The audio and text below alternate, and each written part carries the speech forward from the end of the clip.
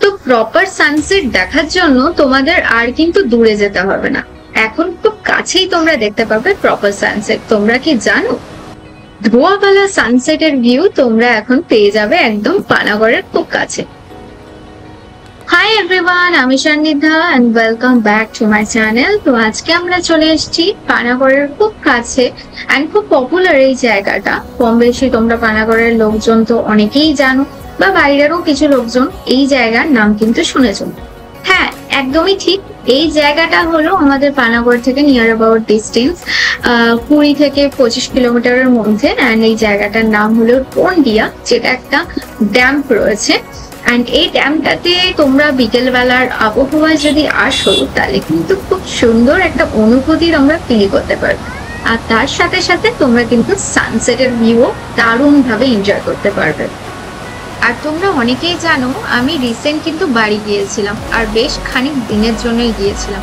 আর আমরা যখনই কিন্তু বাড়ির লোকেশনে আসি ঘুরতে, তখন যে কোনো একটা দিন বলতে পারো বিকেলের দিকে আমরা এখানে আসি, কারণ বিয়ের আগে আমরা কিন্তু এই জায়গাগুলোতে মাঝে মধ্যে ঘুরতে আসতাম। আর দেখো এখানকার বিকেলের অ্যাটমসফিয়ারটা কত সুন্দর থাকে। তো আমরা বাড়ি থেকে রওনা দিয়েছিলাম ওই 4টে নাগাদ, আর এখানে এসে আমরা 4:30টার মধ্যে পৌঁছে গিয়েছিলাম। আর এই সৌন্দর্যটা উপভোগ করতে পেরেছিলাম। প্রতিবারই আমরা গেলে তো যাই, আর এই অ্যাটমসফিয়ারটা নেওয়ার জন্যই গিয়েছিলাম। আর সেইবারে যাওয়ার স্পেশাল কারণ ছিল যে এখানে জল ছাড়া হয়েছিল, সেই দেখতে যাব বলে। তো এই জায়গাকে কেন্দ্র করে কিন্তু ছোট বড় অনেক দোকান তোমরা পেয়ে যাবে খাবারের, বিশেষ করে। আর মোস্টলি এই জায়গাটা কিন্তু ওই পিকনিক স্পট হিসেবেই পরিচিত। শীতকালের টাইমে যদি কখনো আসো, এই জায়গায় কিন্তু প্রচুর পিকনিক হয়ে থাকে, তো তোমরাও সেগুলো দেখতে পারবে। আর কারা কারা এসছো এখানে, কম বেশি অনেকেই এসছো আমি জানি, বাট যারা এসছো অবশ্যই, বা যারা জায়গাটা চেনো তারা অবশ্যই কিন্তু কমেন্ট করে জানিও।